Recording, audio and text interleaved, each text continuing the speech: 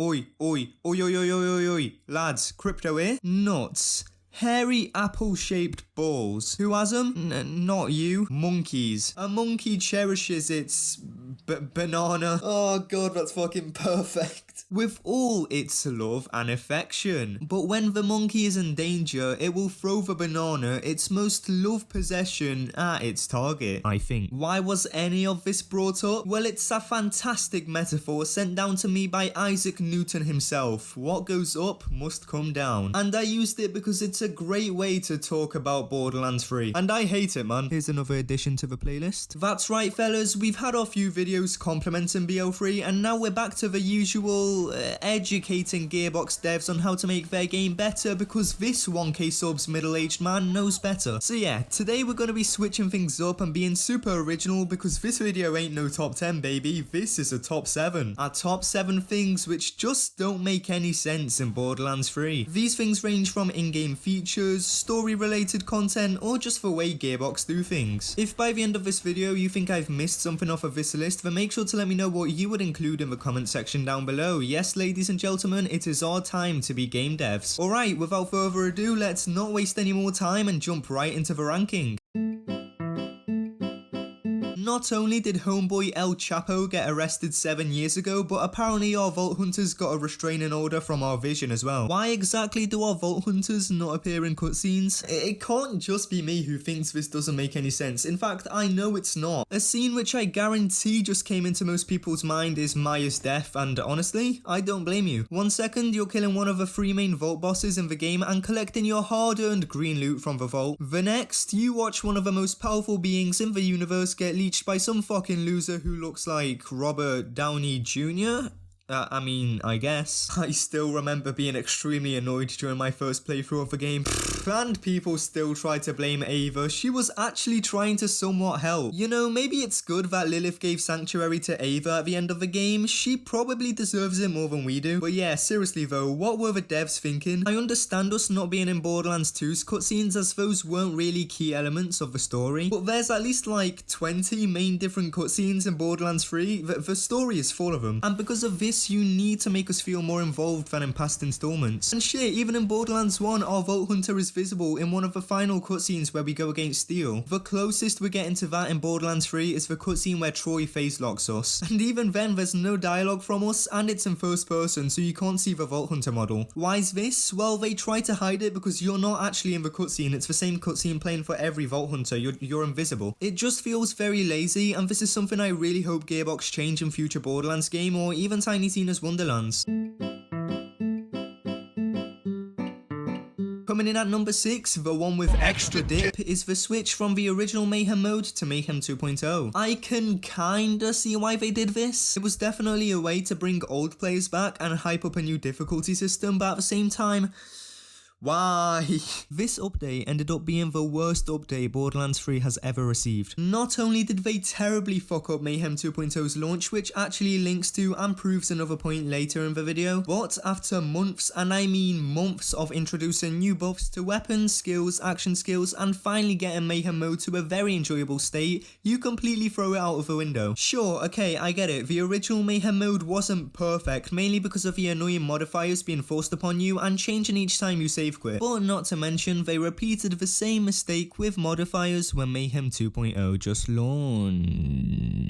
Damn, you smell good. But I'm sure somewhere out there is an alternate reality where Gearbox never introduced Mayhem 2.0 and nailed Mayhem modifiers in the original Mayhem mode. Most people really liked the original Mayhem levels because whilst they weren't incredibly difficult when having all things god rolls, they provided a difficult challenge to progress between. You also didn't need to reform your weapons each Mayhem level. That's because guns didn't get Mayhem scaling. It actually felt like a better version of the OP levels from Borderlands 2 without a digipeak. And now, fast forward to the mess that is Mayhem 2.0. It's not difficult at all. You can up your Mayhem level to Mayhem 11 straight after you beat the story and farm your god rolls from vendors, as guns do scale with Mayhem levels. And of course, Iron Bear can now one-shot every enemy and most bosses in the game without skill points. Serified Gearbox software moment. Taking the number 5 spot is item score on weapon cards. Motherfucker, you can compare something like a Hellwalker to the Chandelier, which is one of the worst weapons in the game, and the Chandelier ends up having a higher item score. If by any chance you're new to the game and decided to check this video out, do not trust item score. Please do yourself a favor and trust your good old Uncle Crypto. Now I know it's not an easy thing to make actual meta gear have the highest item score. It's not like the game can automatically see which gun is OP or has busted interactions and update the item score based on that, okay? It's not that easy. But come on, this feature was just something that sounds good on paper but was executed horribly. I know most, if not all of us who started playing the franchise before BL3 never relied on item score anyway, but god. I remember seeing some poor fellow on Twitter get upset because they threw away their Flacco, which was the best gun in the game at the time, for a boring gun. Yes, it just makes no sense, and I hope this sort of feature doesn't return in the future to avoid confusion.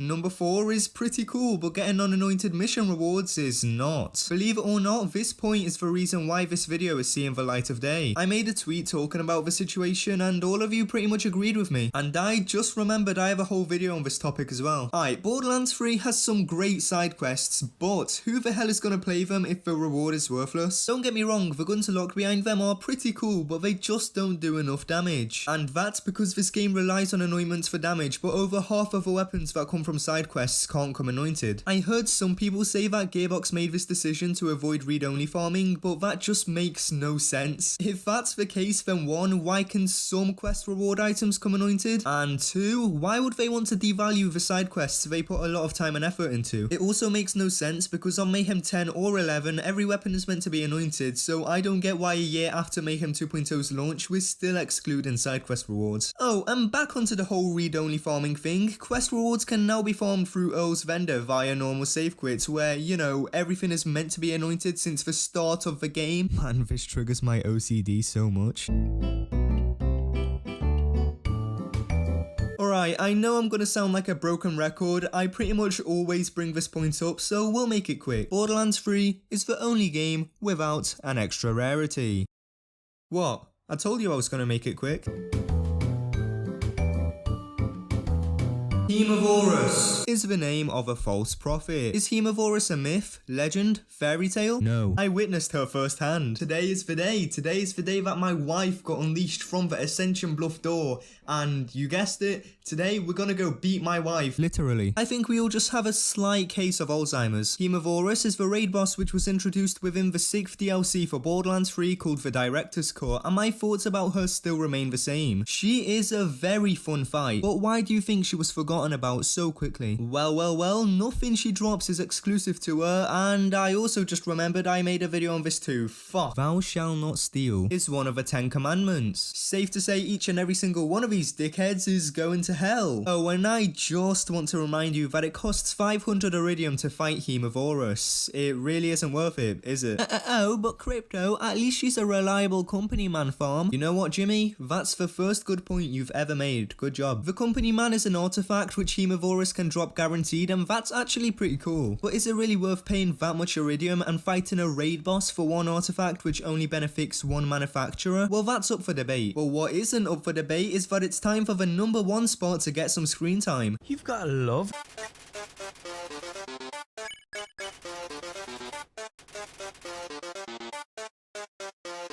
Let me give some examples. Mayhem 2.0 weapon scaling at launch. Guardian takedown health balance. Making shit overpowered. Accidentally adding extra numbers to artifacts or certain skills. Adding a jump pad to the Guardian takedown which doesn't work half the fucking time. And many more. I know a lot of people often say that QA testing things before launch isn't the easiest thing in the world, but that can't really be an excuse here when homeboy Randy Pitchford Fiesta himself said that they don't really test certain updates too much because they're free. Oh yeah, look at you, good guy Gearbox, yeah. Now personally, I think this is stupid because yes, certain updates are free, but some of those certain free updates such as Mayhem 2.0 were forced upon us. That update took 95% of our guns away and made most of our action skills worthless for over a month. Then they dropped a patch on us that clearly wasn't playtested much at all. It was meant to fix weapon balancing and give us variety again, but it just made things worse. What I'm saying here is Gearbox, if it takes you longer to launch good working content for the game,